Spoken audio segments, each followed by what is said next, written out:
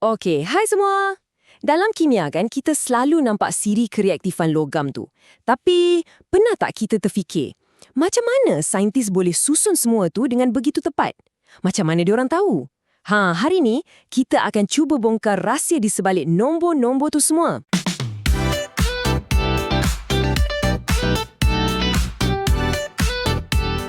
Contohnya, antara zinc dengan kuprum, mana satu yang lagi reaktif? Mana satu yang lebih suka bertindak balas? Adakah kita main teka-teka je? Atau sebenarnya ada cara saintifik untuk ukur benda ni? Persoalan-persoalan macam inilah yang kita nak jawab sama-sama. Okey, jadi ini peta perjalanan kita. Mula-mula kita fahamkan dulu konsep keupayaan elektrod. Lepas tu kita tengok apa masalah nak ukur benda ni.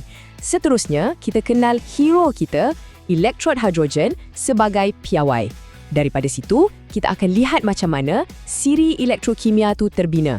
Dan akhir sekali, kita akan faham satu peraturan penting yang dipanggil keupayaan penurunan.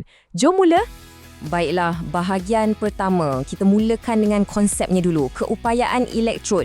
Apa sebenarnya benda ni? Dan macam mana ia membantu kita faham kecenderungan sesuatu logam tu untuk bertindak balas? Okey, cuba bayangkan kita ambil sekeping logam zinc, lepas tu kita celupkan dalam satu larutan yang ada ion zinc. Apa jadi? Sebenarnya ada satu pertarungan atau macam tarik tali yang berlaku. Atom zinc yang pejal tu, dia ada kecenderungan nak lepaskan elektron. Tapi ion zinc dalam larutan tu pula ada kecenderungan nak terima elektron. Jadi, keupayaan elektrod ni, ia sebenarnya adalah cara kita nak ukur dalam tarik tali ni siapa lagi kuat. Siapa yang lebih cenderung untuk menang. Itulah dia. Okey, jadi konsepnya dah faham kan? Tapi sekarang, timbul satu masalah besar. Macam mana kita nak ukur benda ni? Macam mana kita nak letak satu nombor, satu nilai yang mutlak pada kecenderungan ni? Ini dia cabarannya. Rupa-rupanya, kita tak boleh ukur keupayaan satu kepingan logam tu secara solo. Tak boleh.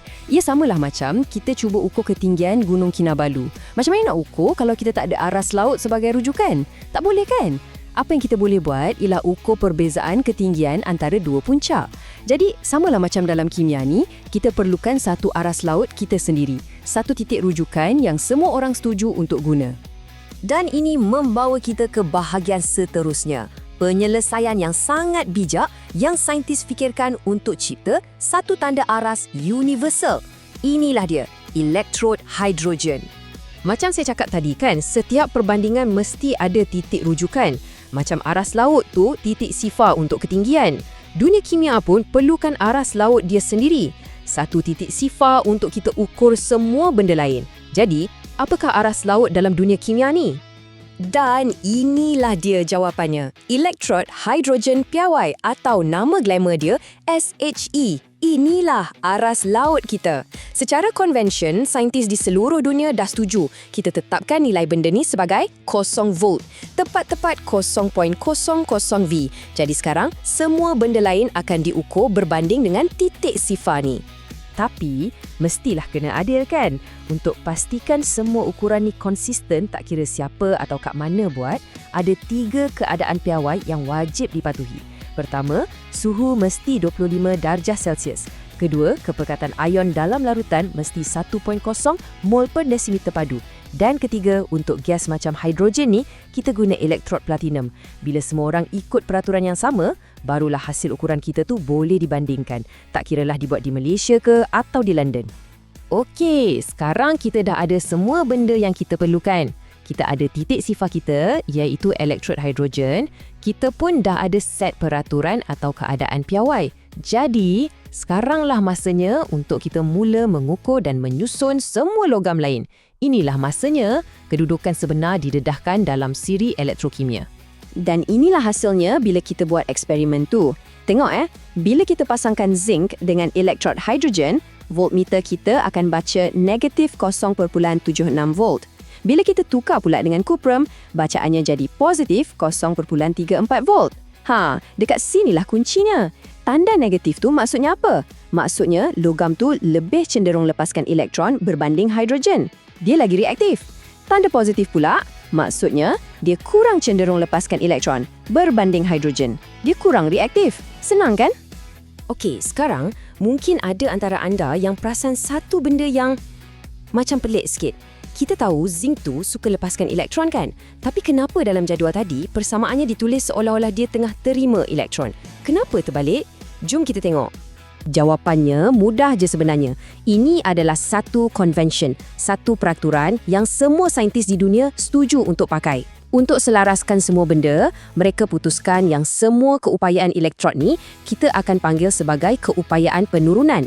Maksudnya semua persamaan mesti ditulis dalam bentuk penurunan, iaitu menerima elektron.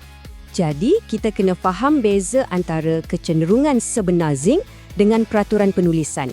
Kecenderungan zinc yang sebenar, dia suka hilangkan elektron atau kita panggil pengoksidaan. Tapi peraturan siri ni, persamaan mesti ditulis seolah-olah dia tengah terima elektron atau penurunan. Jadi macam mana kita nak tahu apa yang betul-betul jadi? Senang je. Tengok tanda dia.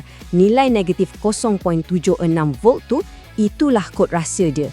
Tanda negatif tu yang bagi tahu kita, hey, sebenarnya tindak balas yang sebaliknya tu yang lebih disukai. Pengoksidaan tu yang akan berlaku. Okey, jom kita rangkumkan semua yang kita dah belajar. Pertama, keupayaan elektron ni gunanya untuk ukur kecenderungan sesuatu unsur tu nak bertindak balas. Kedua, kita tak boleh ukur dia seorang-seorang. Jadi kita ukur berbanding satu piawai universal iaitu elektrod hidrogen yang nilainya sifar V. Ketiga, bila kita dah ukur semua, kita dapatlah satu senarai ranking yang kita panggil siri elektrokimia. Dan yang terakhir, ingat, ikut peraturan, semua nilai ni kita panggil keupayaan penurunan. Tak kira apa pun kecenderungan sebenar dia. Jadi, sebagai penutup, saya nak tinggalkan anda dengan satu soalan. Kita dah tahu nilai zinc tu negatif 0.76 volt. Maksudnya, dia sangat-sangat suka lepaskan elektron. Sifat dia yang satu ni bukan sekadar nombor dalam buku teks tau. Ia sebenarnya sangat penting dalam teknologi. Cuba fikir, kat mana agaknya kita boleh guna satu bahan yang begitu bersemangat nak lepaskan elektron? Mungkin dalam sesuatu yang perlukan aliran elektron atau aliran elektrik? Cuba fikirkan. Sampai jumpa lagi.